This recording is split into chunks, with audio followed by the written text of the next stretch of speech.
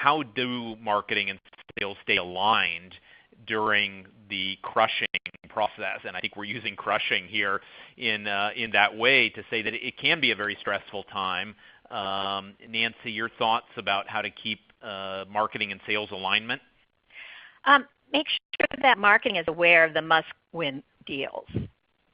Every territory has them, every sales rep, every region, district, et cetera. You have those must-win deals that you just cannot afford to lose. And marketing should be aware of them. And oftentimes they're not because they're not brought in. And I would say that's sales fault as much as it is marketing. Let them know that you have these deals that need to be won and ask them what they think they might be able to do to help. I'm sure they probably have some really good thoughts on that. But the first step is to ID what those priority deals are. And that has to be done, as well. I think a lot of marketers think, their job is done once the deal is qualified and sales is working it. Once again, that we're in the demand creation business and sales is in the close the demand business. Your thoughts on that? How should marketing and sales be working together, especially in the later stages of deals, like the ones you need to make your quota? Yeah, I think traditionally marketing and sales have divvied up the pipeline horizontally, where marketing owns the top and sales owns the bottom. And I think that modern enterprise marketers look at that same funnel and really sort of think about it as a vertical separation, where sales and marketing each have a role at every stage of the buying journey and the sales process. Now, it could be that marketing really sort of is leading the efforts at the top of the funnel and sales at the bottom. But I think it's important, before the quarter begins to sit down and enumerate what is sales' role and what is marketing's role at each of those stages of your sales process, each stage of the buying journey. It'll make it really clear by doing that at the middle and late stages, when you've got pipeline, when you're trying to get those deals across the board, what exactly marketing is expected to do. Nancy's right. Marketing should know exactly what deals are most important. Marketing should know exactly what the close plan is with certain accounts, like who are the decision makers, who are the influencers, what additionally needs to be done to build consensus and velocity inside those accounts to get them closed. Where are the pushbacks? Where are the objections? Where are the roadblocks to getting those deals forward? That's not just a sales conversation. That's a sales and marketing conversation. And in many cases, there is as I mentioned before, you could create content for an audience of one if it helps to get that deal across the plate. So I think knowing what everyone's job is at every stage of the pipeline, top to bottom, kind of helps those teams stay aligned because your starting point is an understanding of responsibilities and roles. So the one caution I would say, and a great way for marketing and sales to stay aligned, is to not put that burden of qualifying that great number of prospects onto a sales rep's shoulders. They're trying to close deals in Q4. That's not the time to be working, and it may never be the time to be working lots of, the numbers game. I still kind of have a problem with the numbers game because it's just not a good use of capacity, of sales capacity. It's like saying, hey, we've got this manufacturing line. Let's just throw as many raw materials down it we can, and that way we'll have more things that will come out the other end. It's just not a good way to proceed. So what you want to do is find a more efficient way to qualify those prospects. And obviously you're hosting us. That's something that Conversica does great, and it's why I really love you guys, because there's no other solution or offering that can take the burden off of sales and make marketing much more efficient at providing leads to sales that are actually going to turn or could turn into opportunities. To me, it just doesn't make sense to have sales reps spending all their time, trying to chase down trade show leads or large SEO campaign leads when they have no idea whether or not they're a good fit for the product.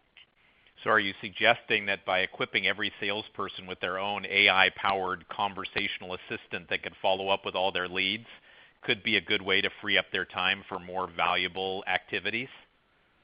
Yes. I'm shaking my head with a big smile. Yes, that's exactly what seriously. I would say this on anybody's webinar. I think it's one of the no-brainers because If you can take the amount of time that a sales rep spends from 35 to say 50% of their time, let's say, okay, I'm going to get into some math here. So let's say that you do $1 million in a territory, and you get that $1 million of revenue only spending 35% of time with prospects. Well, if you move the needle from 35 to 50, that is not a 15-point difference. It's a 43% increase in the time spent with customers. So now if you're dealing with 43% more time spent with customers, could you do $1.43 million now with the same territory? I mean, it might not be a direct one-to-one, but we're talking a huge possibilities in growing sheer revenue growth. And this is all about freeing up sales time to spend more time for what we hired them to do, which is selling and closing. Matt, anything to add on that topic before we move on to our next question? Well, I think one of the measures I see of sales enablement success, whether sales enablement is driven by the sales organization or by marketing, is increase in active selling time. Helping your reps spend more time actively selling in front of target prospects. And so when you look at the impact that technology can have, when you look at the impact that better data can have, when you look at the impact that better, repeatable, predictable processes can have, those should all together help increase active selling time. Now that doesn't mean your reps are going to be able to spend 80% of their time actively selling. You're always spending time researching, preparing, practicing. But I think that even a marginal increase in active selling time across a large sales organization can have a phenomenal difference. So I see that increase in active selling time as a marketing goal as much as it is a sales goal. We've been talking about marketing and sales, of course, alignment.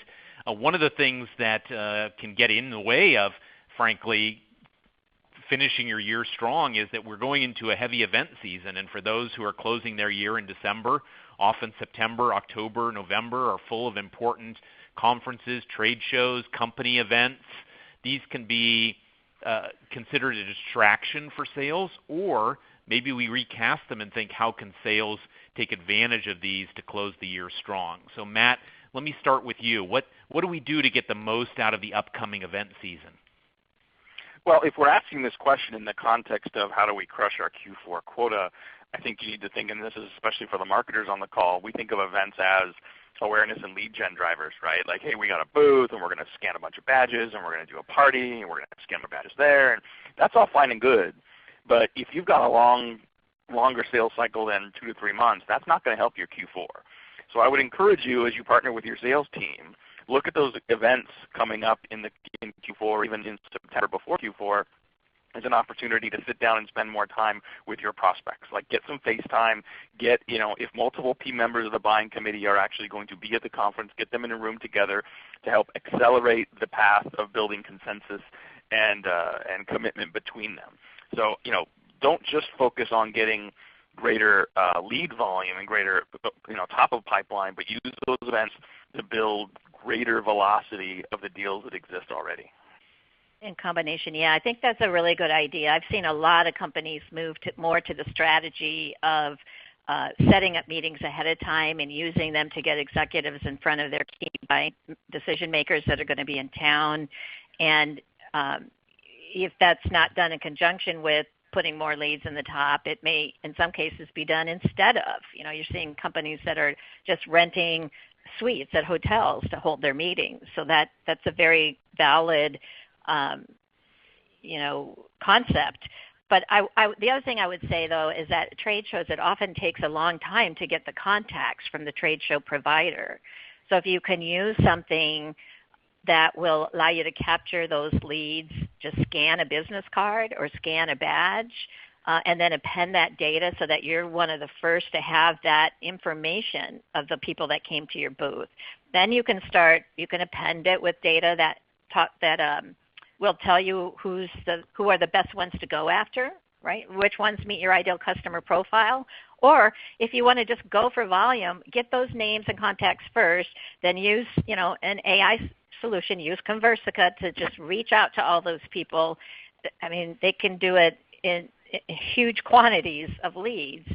First in the door, Here's something that Craig Elias wrote about in his book Trigger Event Selling. If you are the first in the door to a company that is experiencing a trigger event, so that might be someone who's going to the trade show because they're hiring or they're opening a new office, or there's some sort of event that's causing them to go out and look for something to help them.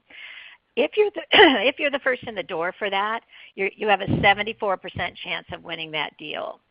So time to response is critical.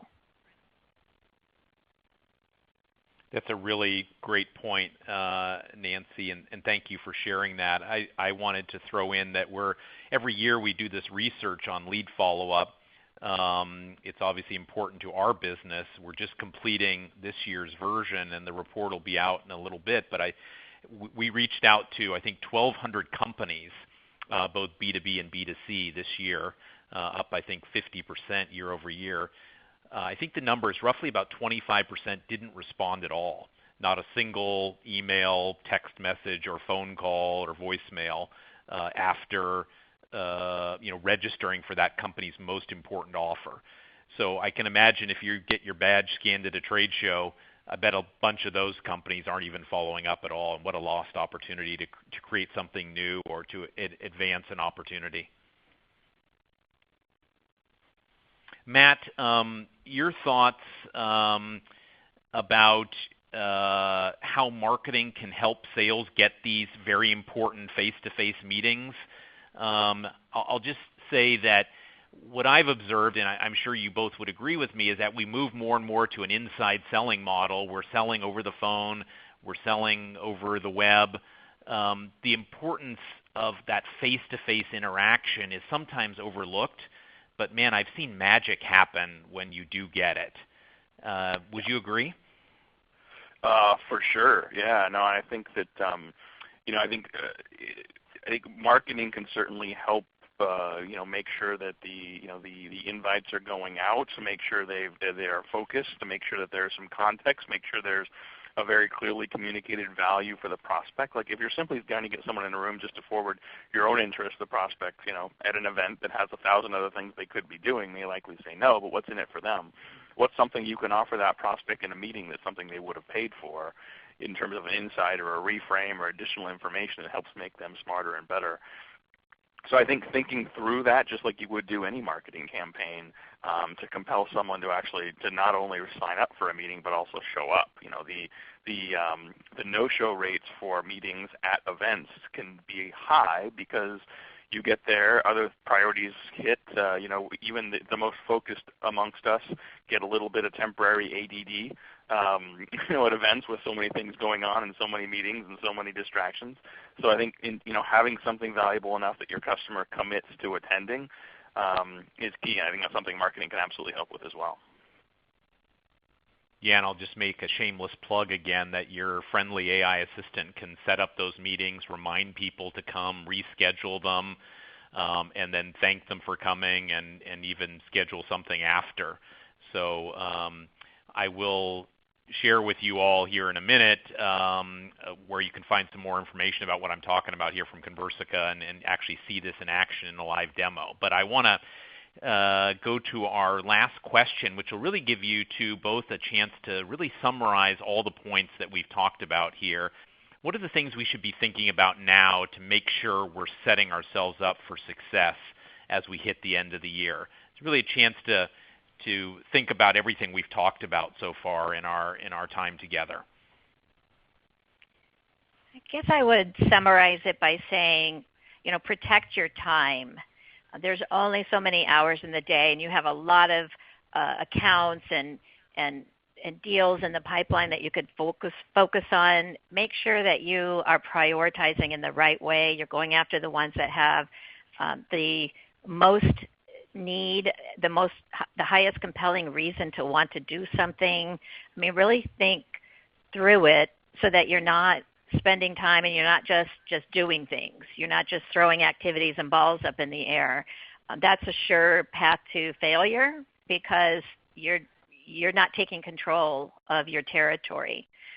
So that comes back to the planning that I mentioned at the beginning. I'm just a real believer that you have to always be going back to your territory. always reevaluating and thinking about whether or not you're spending your time in the best way possible. Perfect. Thank you for framing that up for us. Matt, your thoughts here as we wrap up? Sure. Yeah. I mean, I go back to what we talked about sort of towards the beginning. Is just know your numbers. Know your numbers and know your qualification criteria, and take a really hard look at what you actually have. This is not a time for wishful thinking. This is not a time for hoping and wishing and praying that these deals are going to close. Get the bad news now if you're not yet on track. Get the news now that you don't have enough pipeline to feel more comfortable you can hit your Q4 number. Get that insight now